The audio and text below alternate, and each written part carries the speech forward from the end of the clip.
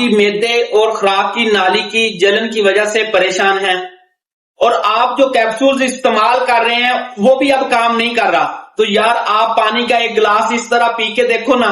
اگر آپ کی معدے اور خوراک کی نالی کی جلن ختم نہ ہوئی تو پھر آپ مجھے کہنا۔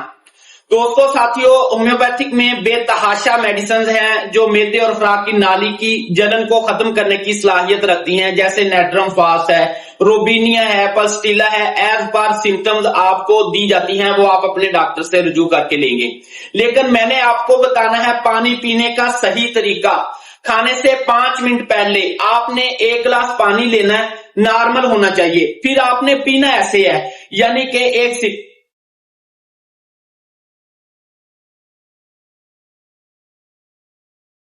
یعنی جب آپ نے 2 سے 3 سیکنڈ کے لیے پانی کو منہ کے اندر روکنا ہے نا،